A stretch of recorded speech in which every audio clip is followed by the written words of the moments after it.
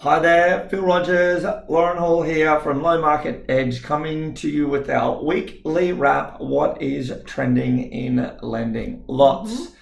What's crappy from last week? Rates have gone up again. I was gonna let Lauren actually announce that. It's my bit. It's the only bit I'm allowed to talk about. The bad news. The good news brokers though, what are some stuff we're doing really well? Lots of great conversations with clients, repricing and renegotiate at a record rate for our clients. We're very fortunate with the team to have our customer care team who helps with all of our post-settlement and ongoing service for our clients. So like literally hundreds and thousands we have been achieving for clients from a monthly repayment savings point of view by having those discussions on your behalf with the bank that we're with, keeping their finger on the pulse and getting you some money back in your pocket. Some of those some of the variable rates that clients are seeing coming off fixed, so they've come off from a low fix into the variable rates, are significantly higher than they need to be. And that actually made me think of something around the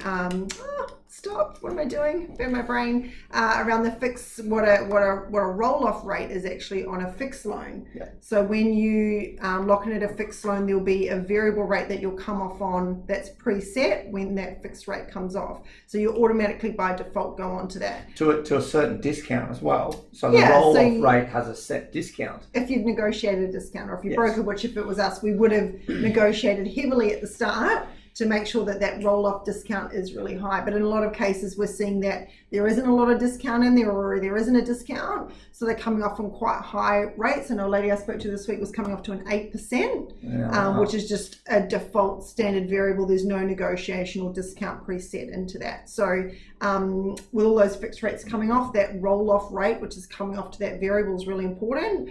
And if there weren't a lot of negotiations or a good roll-off rate maybe negotiated up front because it was, I will worry about that later, some of those rates we're seeing are really high. To be fair, remembering that was 4 years ago. The discounts we're getting now for some clients we couldn't actually get 12 months ago, let alone 4 years ago. So that is a great one, and it's one we're very conscious of, and again keeping the finger on the pulse. Our goal this year is to save as many of our clients as much money as possible. So we're stretching, we're shooting for the stars, an awesome goal for us as a team to have, and doing our best to achieve that. So watch this space.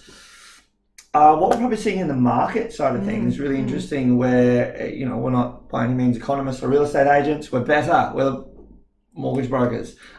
Is maybe there's a bit of a shortage of stock at the moment, people waiting to see what's happening from a seller's point of view, but then the increase in buyer activity seems a lot more buyers out there, squeeze on a shortage of stock. So one thing that's probably really important from our side is that discussion around the quality of the offer being presented, both from a buyer and a seller's point of view. So, and again, the motivation of the seller is often very different, but if you're selling, you're selling, in any case. So from a buyer's point of view, we always talk about sort of, there's two things you can negotiate on. One is terms and two is price.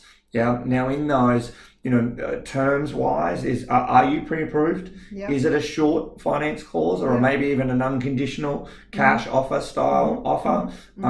Is it subject to the sale of another property?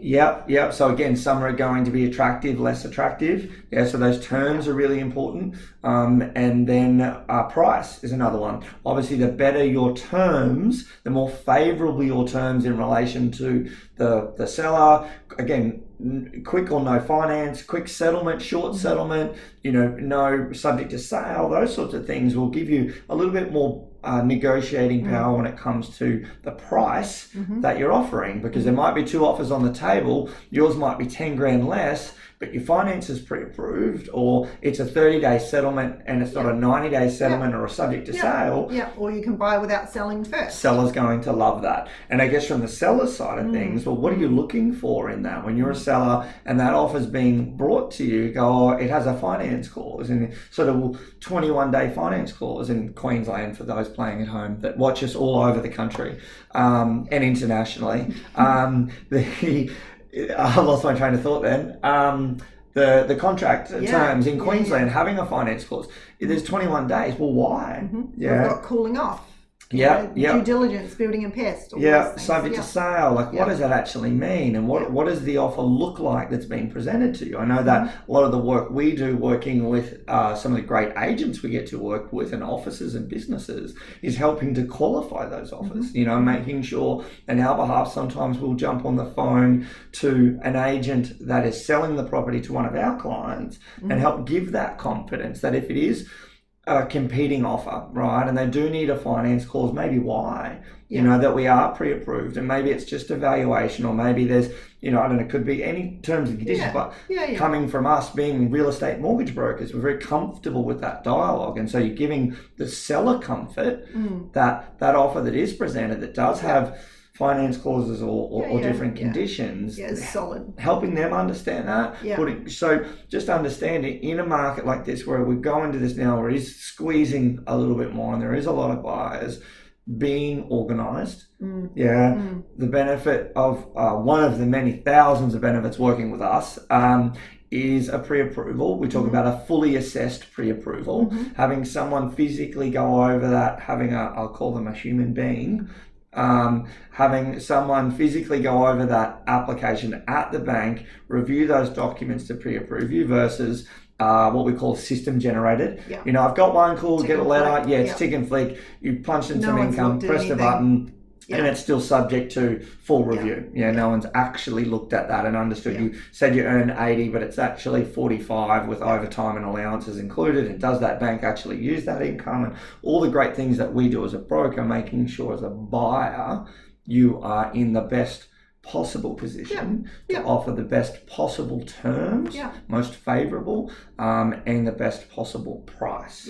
And then also on the other side as a seller is what does that offer mean, or those terms mean for you to be able to move forward? Because normally there's another transaction. It's quite rare that you've just got one sale and one purchase and that's the whole transaction. There's other sales and purchases that are stacked against that or that are aligned on those other contracts. So as a seller, if you're going, well, I need to purchase my next property and I've now received an offer with a subject to sale or with a finance clause, what does that mean that I can offer on my new home? Can I go and bid at auction with a contract that's got these terms on it? Or do I need to present a subject to sale offer? What does that actually mean for you to be able to plan your next purchase or your next goals as well? And it sort of flips the other way as well, where they go, well, we'll take the premium price, but we're happy to wait 90 days for settlement.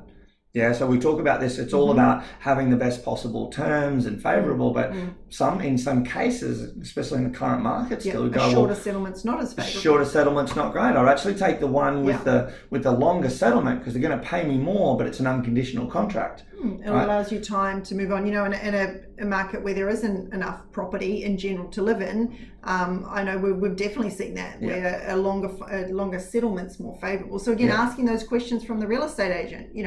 Do you understand the seller's position? Do they want to settle quickly, or do they want a longer settlement instead of making assumptions that a 30-day settlement is what the vendor actually wants when they may want longer than that to give them more time to make their next move? So understanding, in all of that, and these are the conversations we're having with clients, and again, our role is to make sure that you're in the best possible position to do that.